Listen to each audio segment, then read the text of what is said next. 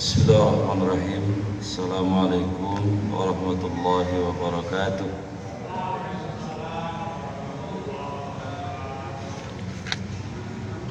Bismillah, alhamdulillah. Wassalatu wassalamu ala rasulillah wa ala alihi wa sahbihi man wala. La hawla wa la quwwata illa billah.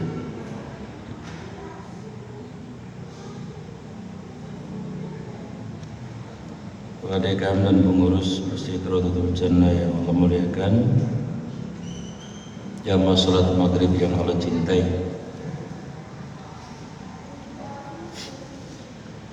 kita lanjutkan tadabbur Al-Baqarah 1 ayat 49. A'udzu billahi minasyaitonir rajim. Wa idh najjaynakum min ali fir'auna yasumunakum su'al 'adzabi yudabbihuna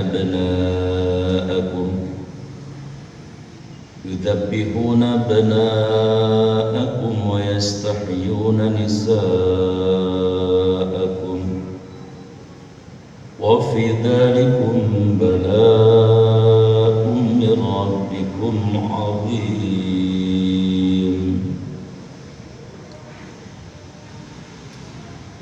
Wa idh najjaynakum, dan ingatlah ketika kami Allah menyelamatkan kamu, yaitu Bani Israel, anak cucu Nabi Yakub, min ali fir'auna, dari Fir'aun. Jadi kalau ada kata ali itu maknanya bisa keluarga, makanya di surat ketiga itu suratnya Ali Imran, jadi keluarganya Pak Imran. Pak Imran itu punya putri namanya Ibu Siti Maryam. Ibu Siti Maryam punya putra namanya Nabi Isa alaihissalam. Jadi kalau ada kuis pertanyaan siapa kakeknya Nabi Isa, Bapak Imran. Kalau saya Gupron, kalau ini Pak Imran. Kadang-kadang saya udah jelas namanya Gupron masih ada yang salah nyebut. Itu Pak Sukron katanya. Sukron ada, Sukron Wildan. Yang paling parah ada yang bilang ke saya Pak Kupron, kufur, artinya kafir saya. Waduh. Tapi maklum ya, mungkin belum sempat di madrasah dulu belajar bahasa Arab.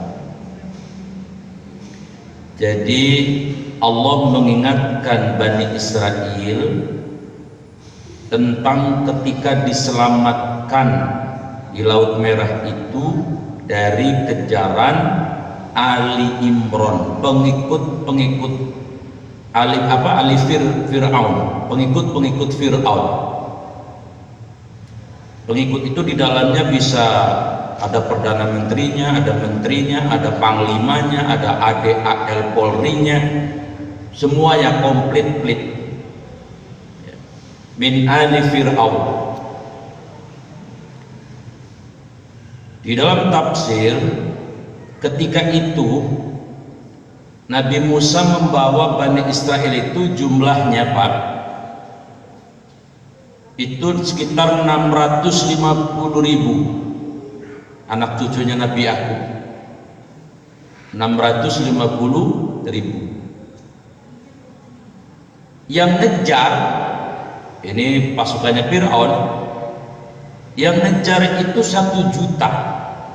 Sudah coba ya.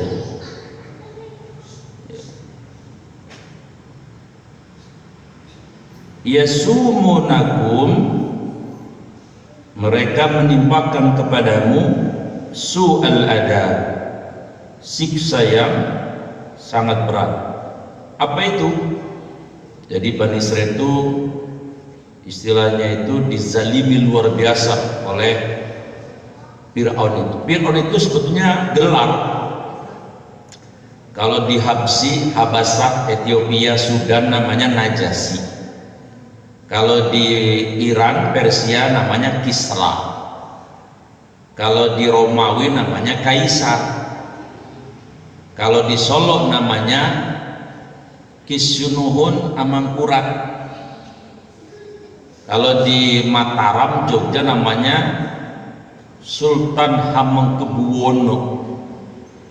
Kalau di Jelupang namanya Bang Mandor. Dulu ada Bang Mandor dulu. Jarok terus. Itu gelar-gelar namanya. Kalau bahasa Inggrisnya namanya Ramses. Ada Ramses 1, Ramses 2, Ramses 3 dan sebagainya. Apa yang dialami oleh anak cucu Nabi Yakub Bani Israel ini? Yudabbihuna abna'akum, mereka menyembelih, bayangkan. Dabaha yudabbihu. Jadi tidak kotala yang dulu. Kalau mereka membunuh enak. Nah kalau dibunuh kan bisa pakai pistol, jeger mati. Bunuh juga bisa pakai racun arsenik. Ya Munir, misalnya begini minum nih, misalnya minumnya kayak gini misalnya. Memang lagi rada haus juga. Bismillahirrahmanirrahim. Tapi nggak ada ini arseniknya ini.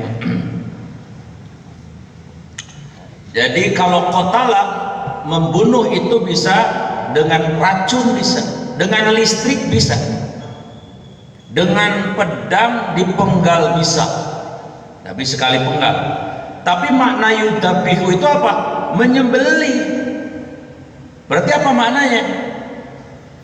Itu golok tempelin di leher, digodot, darah muncrat.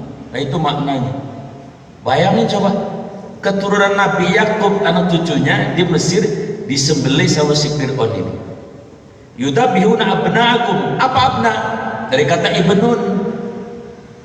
Ibna ini atau ibnani, abna, anak-anak laki-laki mereka.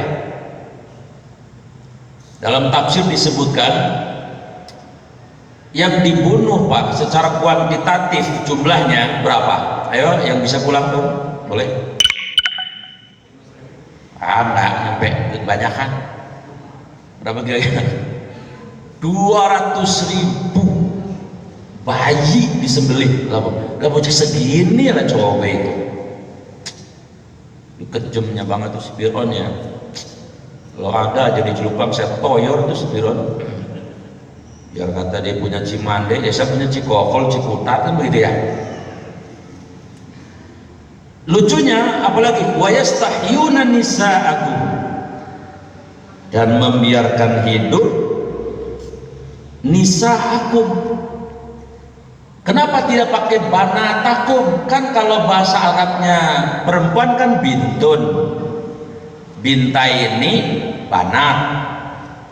Kalau jamaknya banat, jamak taksirnya ya bintun anak perempuan 1, bintai ini anak perempuan 2, banatun. Berarti anak, kok tidak disebutkan di ayat ini wa yastahyuna banatakum, kok pakainya nisa? Nah ini ada rahasianya. Rahasianya apa? Kalau nisa itu kan jamak dari mar'atun ya, mar'atun bukan markona, nggak ada markona. Mar'atun, mar'ata ini jamaknya nisa, namanya jamak taksir yang nggak pakai rumus. Kalau jamak mudzakkar salim pakai rumus.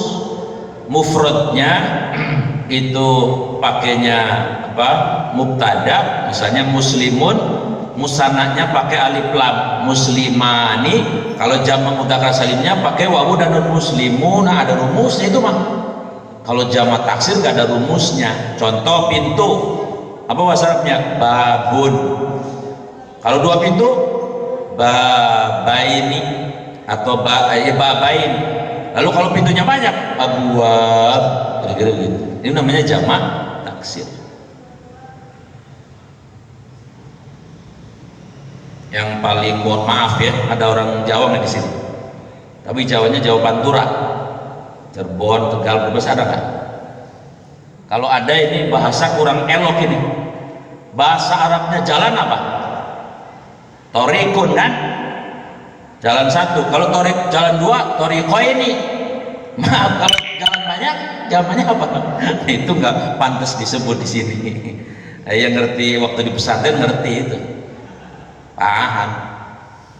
Yang gak madu rasa ya kedel, apaan?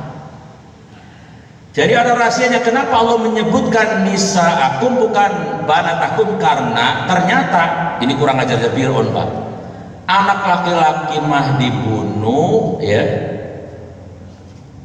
Terus apa? Para wanita-wanita mereka dibiarkan. Berarti apa ini? Artinya selain membunuh, Fir'aun dan pengikutnya itu, mohon maaf, itu penjahat seksual, kira-kira begitulah, kira-kira luar biasa ya. Wa fi dzalikum bala'un mir rabbikum adzim, dan pada yang demikian itu merupakan cobaan, bala mir rabbikum, dari Tuhanmu, dari Rabbmu, dari Allah, adzim, yang besar. Jadi ujian Bani Israel ini luar biasa dulu. Ayat yang ke-50-nya, A'udzubillahi minasyaitonir rajim. Wa idh faraqna bikumul bahra fa'anjaynakum wa aghraqna ala fir'auna wa antum tanzurun. Kata Allah, dan ingatlah ketika kami membelah bikumul bahra, laut untukmu, untuk tadi Bani Israil. Fa'anjaynakum, sehingga kami dapat menyelamatkan kalian, wa aghraqna, dan kami tenggelamkan ala fir'auna, Fir'aun dan para pengikut-pengikutnya itu, wa antum tanzurun, sedang kalian melihat dengan mata kepala sendiri. Masa nggak syukur-syukur juga sih? Yang bandel banget, bangor banget nih Bani Israel. Jadi bayangin tadi, laut dibelah, dibelah. Dan dalam peristiwa pembelahan laut ini, Pak, jangan dibayangin begini. Jadi laut begitu tongkatnya Nabi Musa dipukulkan lalu jadi belah satu saja, enggak. Jadi belahnya banyak. Karena tadi jumlahnya Bani Israil itu 650.000, hampir 700. Ya kan nggak sedang kalau satu mah orang sebanyak itu ribuan. Jadi belahnya itu, ini laut begitu dibelah, ini laut itu naik kayak gunung gitu, seperti gunung. Tapi yang di jalan sini nggak tahu yang ada di jalan sini. Makanya mereka minta sama Nabi Musa. Nabi Musa katanya, tolong dong, di jangan-jangan ada yang pada ketinggalan di kita nih. Lah masa kita doang yang ada ini? Kalau bisa minta sama Allah, dah satuin aja kita dah, gitu begitu. Kata Nabi Musa, bandel amat sih, udah tinggal jalan besi apa sih ya? Kita juga ketemu di sono. Kira-kira kata Nabi Musa begitu. Bangor susah. Nabi Musa doa, dikabulkan. Akhirnya benar berkumpul jadi satu. Itu tingginya dahsyatnya luar biasa, laut kayak gunung untuk jalan tadi. Ya, jamaah yang dirahmati oleh Allah Subhanahu Wa Taala. Nah, ketika Fir'aun dan pengikutnya yang 1 juta ini ngejar, yang 650.000 Bani Israil sudah lepas ke daratan.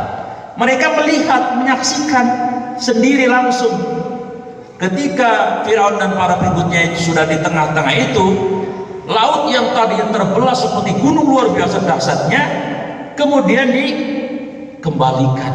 Mereka melihat sama mata kepala sendiri, tapi masih belum juga berterima kasih sama Allah.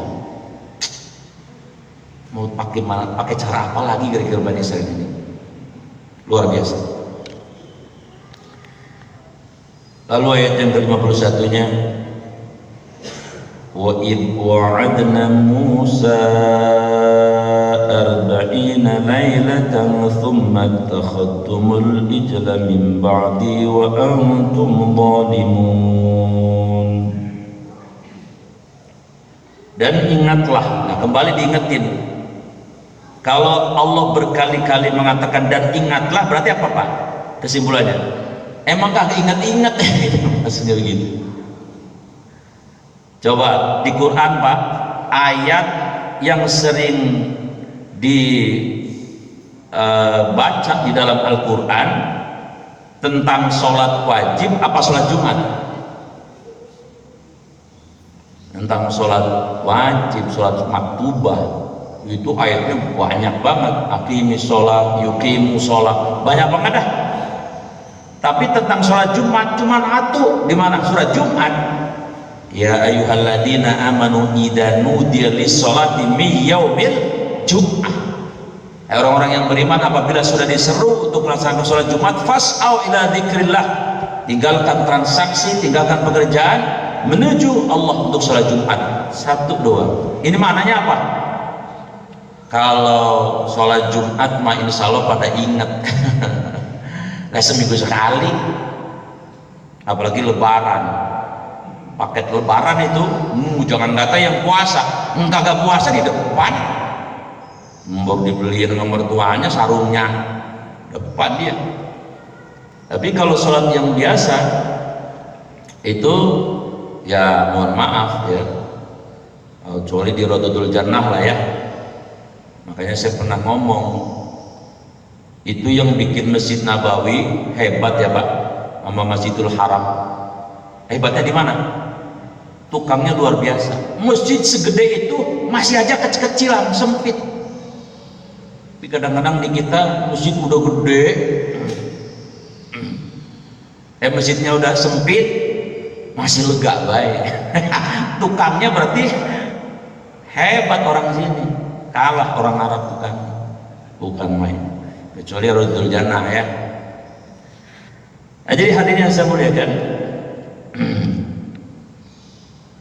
dan ingatlah kata Allah kepada Bani Israel ketika kami menjanjikan Musa kepada Nabi Musa arba'ina lailatan 40 hari summa takhadtum, kemudian kamu Bani Israel menyembah al-ijla, yaitu anak sapi ya, patung anak sapi, min ba'dihi, setelah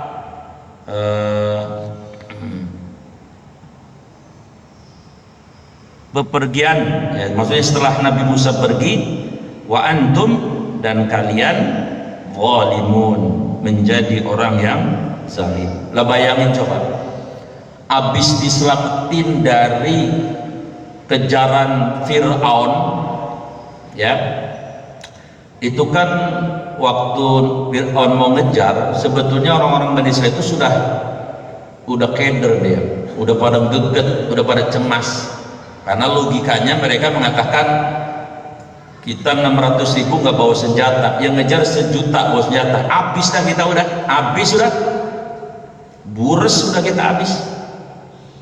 Tapi Nabi Musa menenangkan, jangan takut, jangan khawatir, Allah bersama kita, diselamatkan oleh Allah dari kejaran yang resikonya kalau tidak dikejar ya tenggelam ya, kalau tidak tenggelam ya dibunuh oleh pengikut-pengikut Fir'aun tersebut. Nah di ayat ini justru kemudian mereka setelah mendapatkan kenikmatan berupa diselamatkan dari upaya pengejaran dan pembunuhan Fir'aun, ketika Nabi Musa hendak mendapatkan wahyu dan hanya 40 malam saja untuk menghadap Allah, mereka sudah inhiraf, selingkuh. Apa selingkuhnya? Bukan Allah yang disembah, anak sapi yang disembah. Kan kurang ajar, kurang gula, kurang micin, kurang ketumbar, kurang bawang putih ini model kayak gini. 40 hari doang ditinggal Nabi Musa, Masya Allah. Kita alhamdulillah sudah ditinggal oleh Nabi berapa Pak? 14 abad, tapi luar biasa. Makanya waktu duduk-duduk Nabi pernah ngomong sama para sahabat, ayolah ashabi asyuku ikhwani, katanya, aku rindu ikhwan-ikhwanku. Ya karuan saja sahabat-sahabat nanya, terutama sahabat-sahabat yang istimewa, Sayyidina Abu Bakar, Sayyidina Umar, Sayyidina Utsman, ya Rasul, bukankah kami ini adalah sahabat-sahabat Anda? Ya, kalau kalian sahabat-sahabat saya, tapi saya ridho ikhwani. Manhum ya Rasulullah, siapa mereka? Kata Nabi, mereka yang hidup gak pernah melihat wajah saya, tidak hidup bersama saya, tapi mereka mengimani saya, mengikuti saya. Ya bapak-bapak ini, rupanya Rasul rindu betul sama bapak-bapak ini. Luar biasa ya. Jadi kita di Tegal 14 abad tetap kita imannya tidak berkurang, tidak seperti tadi Bani Israel 40 hari udah coba ditinggalin. Ya udah belaka ciprut. Bagaimana kalau 14 abad hancur Minang, bisa jadi itu. Berikutnya, thumma afawna ankum min ba'di dzalika la'allakum tashkurun. Thumma, kemudian kami memaafkan, dimaafin lagi. Habis upaya penyembahan yang bernuansa syirik dimaafin. Ya Allah, luar biasa. Ankum min ba'di dzalika, ya, setelah perbuatan itu, la'allakum tashkurun, kata Allah, supaya kalian bersyukur kepadaku. Masih disayangnya luar biasa. Nanti lihat episode berikutnya bagaimana perilaku dari anak cucu Nabi Yakub atau Bani Israel ini. Apakah masih ada Allah mengingatkan mereka?